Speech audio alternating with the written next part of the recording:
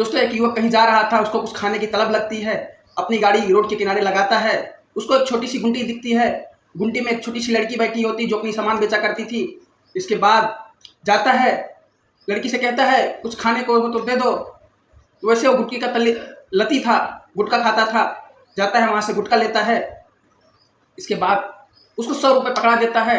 लड़की कहती इतने छुट्टे तो मेरे पास नहीं हैं, मैं इतने बड़े छुट्टे कहाँ से लाऊंगी, 5 रुपये का सामान है, अगर आपके पास हो तो आप छुट्टे दे दीजिए। लड़का कहता है कि युवक कहता है कि मेरे पास छुट्टे तो नहीं हैं, एक काम कीजिए आप हमारे पैसे वापस कर दीजिए, मैं कहीं और से ले लेता हूँ। इसके बाद दोस्तों लड़की कहती नहीं नहीं ठीक है, मैं ढूंढ के लाती हूँ। दोस्तों ढूंढने के लिए जाती है, कई जगह हाथ पाँव मारती है लेकिन छुट्टे नहीं मिलते। इसके बाद वह जाती है अपने गुल्लक फोड़ देती है। ये सब कहानी दोस्तों जब गुल्लक फोड़ के लाती है, उसको ढेर सारे चिल्लर देती है, 5 रुपये काट के 95 रुपये वापस करती है। तो युवक पूछता है कितने चिल्लर मैं क्या करूँगा, इतने चिल्लर तुम लाई कहाँ से हो। बताती है कि मैं अपने गुल्लक को फोड़ दी आपके पैसे वापस करने के चक्कर में। इसके बाद दोस्तों जो बातें होती हैं आप जानकर पूरे शौक हो जाएंगे, आपके पैर के नीचे से ज़मीन खिसक जाएगी, आप सोच के नहीं सोच पाएंगे ऐसा क्या हुआ। दोस्तों यह घटना उत्तर प्रदेश का एक जिला पड़ता है आजमगढ़। आजमगढ़ की कहानी है। एक युवक दिल्ली में रहकर कमाई करता था। जब कभी गांव आता था 3 से 4 महीने बाद वो ज़्यादातर गांव वापस आया करता था। अच्छे पैसे कमाता था, सिलेंडर का काम करता था, लोगों को सिलेंडर की सेलिंग करता था। पैसे उसके पास अच्छे खासे कमा लेता था, 30 से 40 हज़ार रुपये महीने। इसके बाद जब भी आता था वो अपने बुआ के यहाँ, मामा के यहाँ, ताऊ के यहाँ अक्सर जाया करता था, सबसे मिलजुल के वापस जाता था, चाहे जब भी आता था। तो दोस्तों ऐसे ही एक बार जब वो आया हुआ था, 2021 का समय था, अपनी बुआ से मिलने के लिए उनके 30 से 40 किलोमीटर दूर गांव होता है, वहीं जाता रहता है। 20 किलोमीटर दूरी गाड़ी चला लेता है।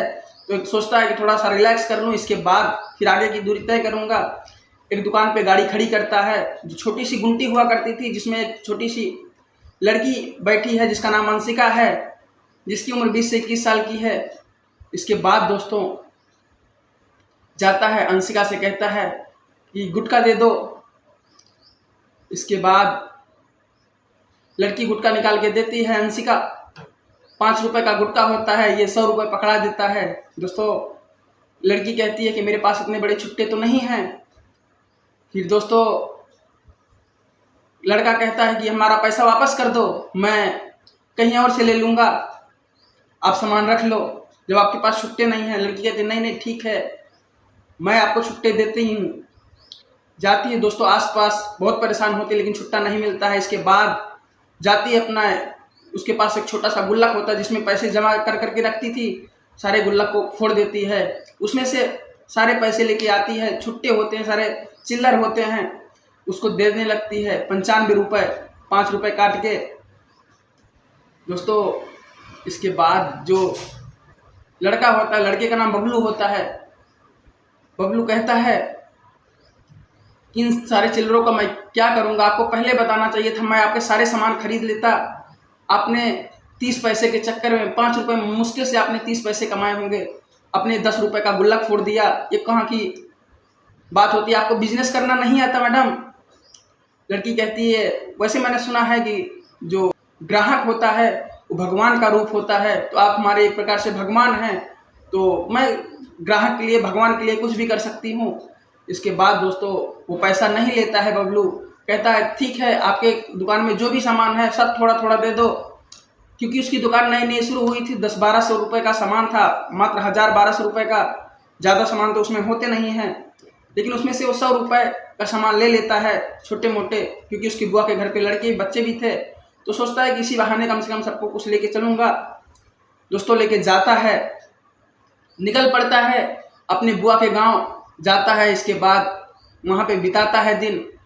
लेकिन दोस्तों यही बात उसके मन में लड़के के खटकती रहती है। जो बबलू होता है सोचता रहता है बताओ 5 रुपये के चक्कर में लड़की अपना गुल्लक फोड़ दी, अपने जो महीनों की कमाई थी, जो सालों की थोड़ा थोड़ा बचा के उसने रखा था, सारा का सारा फोड़ के निकाल लिया। इसके बाद दोस्तों ये वापस होता है दूसरे दिन, सोचता रहता है, रात भर सोचता है। जब दूसरे दिन वापस होता है तो उसके लिए गुल्लक खरीद के लेके वापस होता है। एक गुल्लक खरीदता है और वापस होता है, इसकी दुकान पे फिर से पहुंचता है, गाड़ी वहीं खड़ी करता है जहां पहले खड़ी किया था, फिर से जाता है, फिर वही लड़की बैठी होती है अंशिका। अंशिका से बोलता है कल हमारे चक्कर में आपका गुल्लक फूट गया, आपने जो पैसे इकट्ठा करने की जगह बनाई थी उसको आपने बर्बाद कर दी, आपके लिए मैं एक गुल्लक लाया हूँ। इसके बाद दोस्तों और भी सामान खरीदता है, लगभग 200-300 रुपए का सामान खरीदता है। इसके बाद अपने गांव चला जाता है। जब अपने गांव पहुंचता है, फिर से उसका जाने का धीरे धीरे टाइम हो जाता है, 1 हफ्ता बीत जाता है। 1 हफ्ते बाद उसको जाना था, जाते वक्त ही सबसे मिलने के लिए जा रहा था वो कि मिलजुल के जाऊंगा। इसके बाद दिल्ली चला जाता है, 3 से 4 महीने बीत जाते हैं। लेकिन दोस्तों कहीं ना कहीं उसके मन में वो चीज़ें बार बार चल रही होती हैं, बार बार एक ही चीज़ रिपीट होती रहती है कि बताओ ये लड़की इतनी बेवकूफ़ है कि 5 रुपए के चक्कर में, अपना 30 पैसे के चक्कर में उसने 10 रुपए का अपना गुल्लक फोड़ दिया। इसके बाद दोस्तों कहीं ना कहीं उसको अटैचमेंट भी हो जाती है। फिर से 3-4 महीने बाद जब वापस होता है, वापस होने के बाद फिर से अपने बुआ के यहाँ जाता है, जाता रहता है कि फिर से गाड़ी वहीं खड़ी करता है। ऐसे ही जाता है तो दुकान बंद मिली होती है उसको, दुकान बंद मिलती है तो जो आसपास के सज्जन लोग होते हैं, कुछ लोग होते हैं आसपास खड़े रहते हैं, उनसे पूछता है कि भाई साहब यहाँ पे एक लड़की बैठती थी, ऐसे ऐसे दुकान थी, उनकी माँ भी थी। जाके पूछता है कि तो भाइयों ऐसे ऐसे एक लड़की बैठती थी, यहाँ पे एक दुकान थी, ये दुकान आज तो बंद है और आज कुछ समझ में नहीं आ रहा दुकान क्यों बंद है। तो लोग कहते हैं कि आज जिसके जो मालिक थे वो मुंबई में रहा करते थे और उनका देहांत हो गया, पता नहीं कैसे आकस्मिक इनकी मृत्यु हो गई। आज उनकी 13वीं है। तो लड़का जो बबलू होता है वो सीधा गाड़ी उठाता है, उनके गांव की तरफ चल पड़ता है। मात्र 100 मीटर दूर पे उनका घर होता है, जाता है, गाड़ी खड़ी करता है, सब तैयारियां चल रही होती हैं 13वीं की। इसके बाद दोस्तों जैसे ही बताता है, अपने परिचय बताता है कि मैं 3 से 4 महीना पहले मैं आया था, इसके बाद ऐसी ऐसी घटनाएं हुई थी, एक लड़की थी जो अपना गुल्लक फोड़ दी थी, तो मैंने उसको गुल्लक दिया था। आज मैं फिर इसी रास्ते से गुजर रहा था, सोचा कि मिलता चलूं, तो दुकान बंद थी, तो लोगों ने बताया कि ऐसे ऐसे हो गया है। तो मैं सोचा कि फिर चल के ही मिल लेता हूं, जो भी होगा।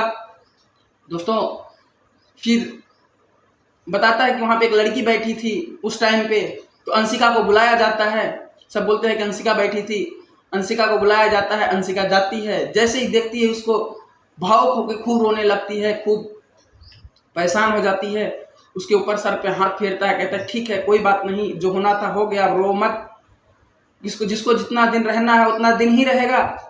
फिर बातें चीतें होती हैं, सारी बातचीत पूछता है। इसके बाद दोस्तों जाने के लिए फिर से तैयार होता है, जाने लगता है तो उसको 2000 रुपये उसके हाथ में दे देता है। कहता है कि आपके ये पैसा जो है अपने पिताजी के क्रियाकर्म में लगा देना, जो खर्च हो, मैं जान रहा हूँ कि मैं कुछ नहीं कर सकता इससे ज़्यादा, लेकिन जो भी है आप इसमें लगा देना, शायद मेरी तरफ से कुछ हेल्प हो जाए, छोटी सी रकम है, बहुत बड़ी तो है नहीं। लड़की लेने से मना कर देती है अंशिका।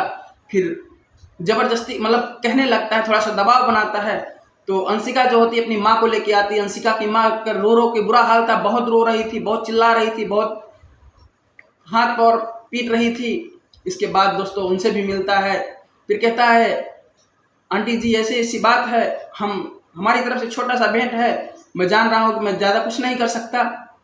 इसके बाद दोस्तों वो देता है, आंटी जी रख लेती हैं, जो माता जी होती हैं अंशिका की। इसके बाद वो वापस जाने लगता है, तो पूछता है कि अंशिका अब तुम क्या करोगी, अब तो ऐसे ऐसे कंडीशन हो गई है तुम्हारे यहाँ, तुम्हारे पास पैसे भी नहीं होंगे। बोलती है हाँ ये तो मैं भी सोच रही हूँ, अब मेरा क्या होगा, पिताजी भी नहीं है, अब तो हमारे ऊपर दुखों का पहाड़ टूट पड़ा है, कोई साथ देने वाला नहीं है, जो भी है यही सब है। कहता है ठीक है, मैं जो भी बन पड़ेगा एक करूँगा, आपका जो भी बन पड़ेगा हेल्प करूँगा। इसके बाद दोस्तों अपने गांव चला जाता है, जाने लगता है तो लोग बोलते हैं कि खाना पीना खा के जाओ। खाना पीना खाता है, सब कुछ मतलब होता है। लड़की जो अंशिका होती है थोड़ा बहुत बांध के भी दे देती है, उसको भी रखता है, अपने गांव के लिए निकल जाता है। कहता है मैं 1 हफ्ते बाद आऊँगा, जैसा भी है तुम्हारी कुछ ना कुछ ज़रूर हेल्प करूँगा, आपकी दुकान से करूँगा। फिर से दोस्तों एक हफ्ता धीरे धीरे बीत जाता है, सब कुछ ये अपने गांव चला जाता है। फिर से दोस्तों एक हफ्ता बीतता है, लड़की अंशिका अपनी दुकान में बैठी है, दुकान में कुछ नहीं है, दुकान खाली पड़ी है। कुछ सामान थे जो बेचने के लिए बैठी थी, लेकिन उसमें कुछ ज़्यादा सामान नहीं थे, 200-400 रुपए के सामान बचे थे, क्योंकि परिस्थिति इतनी ज़्यादा गड़बड़ हो गई थी उन लोगों की कि कुछ करने लायक नहीं थी लड़की। इसके बाद बस उसके रोने के सिवा कुछ नहीं था, और एक आस लगी थी शायद बबलू आए उसकी कुछ हेल्प करे। धीरे धीरे दोस्तों एक हफ्ता गुजर जाता है। एक हफ्ता गुजरने के बाद बबलू फिर ऐसे ही उसी टाइम पे, लगभग दोपहर का समय था, आता है, पूछता है कि तुम्हारी दुकान में तो कुछ नहीं है, तुम बैठी हो ऐसे। बोलती है हाँ, मैं बस तुम्हारा ही रास्ता देख रही थी, क्योंकि मेरी दुकान में तो कुछ नहीं है, मेरी कोई हेल्प भी करने वाला नहीं है, और माता जी की भी तबीयत तब से खराब रहने लगी है, पिताजी का देहांत हो गया, तुम जान ही रहे हो, सब कुछ ऐसे ही अस्त व्यस्त है। लड़की रोने लगती है। लड़का कहता है कि ठीक है, रो मत, मैं कुछ पैसे लेके आया हूँ, लगभग 10,000 रुपये, मैं जो 10,000 में बनेगा चल के खरीदता हूँ सामान, अपना धीरे धीरे बैठ के बेचना। इसके बाद दोस्तों उसको लेके जाता है, सामान खरीदने लगता है, तो लगभग 50,000 रुपये का सामान खरीद लेता है। इसके बाद लड़की कहती है इतना सामान, इतना पैसे तो है नहीं अपने पास, कहाँ से ले रहे हो? लड़का बोलता है ठीक है, जो ले रहा हूँ लेने दो, जो भी है लिस्ट सारा बनवा दो, और मैं और पैसा मंगवा रहा हूँ। पैसा मंगवाता है दोस्तों 40,000 रुपये। दोस्तों उसके कई दोस्त होते हैं, उसके कई रिश्तेदार होते हैं, सबसे पैसे मांगता है। इसके बाद क्योंकि वो कमाई करता था तो किसी को कोई पैसे देने में कोई प्रॉब्लम नहीं थी, बहुत अच्छा लड़का था, ईमानदार था, सबके पैसे लेता देता रहता था, उसके काफ़ी अच्छे लेन देन थे, सबने पैसे भेजे। उसने 50,000 रुपये का सामान इस लड़की के लिए खरीदा। इसके बाद खरीदने के बाद दोस्तों सारा सामान, लड़की कहती है कि इतना सामान तो हमारे दुकान में भी नहीं आएगा, तुम क्या कर रहे हो? लेकिन दोस्तों वो सारा सामान खरीद के लेके आता है, उसके घर पे रखवा देता है, और जो भी दुकान में सामान आता है सब कुछ सेटअप करवा के फिर से अपने गांव के लिए निकल जाता है। दोस्तों विदा होता है लड़की से। लड़की रोने लगती है, कहती है कि शायद तुम दूसरे दूत हो कलयुग के, जो हमारी हेल्प करने के लिए आए हो। कहाँ आजकल की दुनिया में कौन किसकी हेल्प करता है? 50-50 हज़ार, 1-1 लाख रुपए के लिए लोग एक दूसरे की हत्या कर देते हैं। आज तुम 50,000 रुपये हमारे पे ऐसे निछावर कर दे रहे हो, लेकिन मैं एक एक पैसे का हिसाब दूंगी, आपको एक एक पैसे वापस करूंगी, ब्याज सहित जो भी है। लड़का कहता है कि नहीं, मुझे इस सब की ज़रूरत नहीं है, तुम अपनी ज़िंदगी सही कर लो, अच्छे से रहो, बस इतना ही हमारे लिए काफ़ी है, मुझे कुछ नहीं चाहिए। पैसे तो आते जाते रहते हैं, आज भला कर दूंगा, शायद कल को कोई ज़रूरत पड़े तो हमारा कोई भला करे। दोस्तों लड़का फिर अपने गांव के लिए निकल जाता है। काफ़ी टाइम बीत जाते हैं, फिर 2-4-6 दिन बाद वो दिल्ली के लिए फिर से रवाना हो जाता है। उसका टाइम हो जाता है दिल्ली जाने के लिए, उसका बुलावा आता है उसकी कंपनी से। चला जाता है जहाँ पे वो काम करता था, जहाँ पे वो सिलेंडर की सप्लाई देता था, क्योंकि टाइम छुट्टी बहुत ज़्यादा नहीं थी उसकी जब भी आया था। इसके बाद दोस्तों कुछ दिन बीतता है कि खबर आती है 3 से 4 महीने बाद कि जो लड़की की, दोस्तों कहा नहीं जाता, जब पहाड़ टूटता है तो एक पे एक टूटने लगता है, कोई संभाला नहीं जाता, भगवान भी साथ नहीं देता। दोस्तों एक फ़ोन पे खबर आती है, बबलू को बताया जाता है कि अंशिका की माताजी को सांप काट लिया है और एक्सपायर कर गई हैं। दोस्तों पता चलता है इसको, बबलू को बहुत दुख होता है, बबलू करे तो करे क्या, ऐसी जगह फंसा होता है कि वो आ भी नहीं पाता क्रियाकर्म करने के लिए, क्योंकि उसका अटैचमेंट ज़्यादा हो गया था। और उसकी माताजी भी यही सोचती थी कि बबलू एक अच्छा लड़का है, क्योंकि आने जाना लगा था, बातचीत होने लगी थी उससे, उसकी लड़की से, अंशिका से भी, और उसकी माता से भी। उसके पिताजी एक्सपायर ही कर गए थे। उसकी माँ भी सोची थी कि इसके अच्छे से देख के, लड़का तो अच्छा है, शादी कर दूंगी, कम से कम निभाह देगा मेरी बिटिया की ज़िंदगी। दोस्तों फिर यहीं से जब उसकी माँ की मृत्यु होती है, इसके बाद उसको पता चलता है, दोस्तों आ नहीं पाता, किसी बहुत ही उलझन में फंसा होता है, उस कंपनी का बड़ा काम होता है। इसके बाद कुछ पैसे भेजता है, जिससे उसका धीरे धीरे जो भी था जलाना वगैरह, उनका अंतिम संस्कार होता है। इसके बाद और का काम प्रोसेस में होता है। इसके बाद दोस्तों फिर जब 13वीं का दिन होता है, 12वें दिन लगभग 13वीं से एक दिन पहले बबलू अपने दिल्ली से पैसे कौड़ी लेके पहले तो भेज चुका था सारी तैयारी करने के लिए। इसके बाद जो भी बन पड़ता है उससे लेके आता है। जैसे ही बबलू को देखती है अंशिका, बहुत दहाड़े मार मार के रोने लगती है। लोग कहते हैं कि वही लड़का है जो इतना दिन से इन लोगों की हेल्प कर रहा था। उसके सारे रिश्तेदार खड़े थे, सारे सब कुछ खड़े थे, जो हेल्प करते थे वो, जो नहीं हेल्प करते थे वो, जो रिश्तेदार रिश्तेदार थे, उसके मामा वगैरह थे, जो उसकी मौसी वगैरह थी, जो उसके फूफा फुआ थे, सब देख रहे हैं यही लड़का है जो उसकी हेल्प करता था। लेकिन आज सब कुछ बिखर गया है।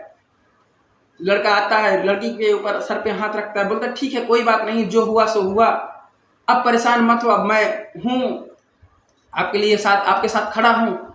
दोस्तों इसके बाद लड़की सब कुछ प्रोसेस शुरू होता है। अगले दिन 13वीं होती है, सब 13वीं खाते पीते हैं, शाम हो जाती है।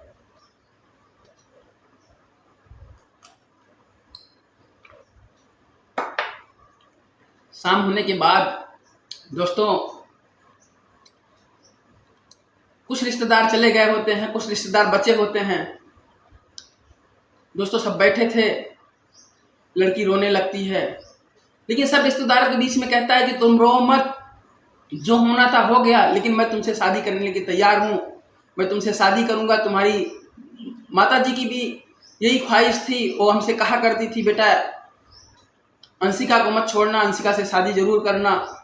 उनके मन में कहीं ना कहीं था मैं धोखा देने वालों में से नहीं हूँ, मैं करूँगा शादी।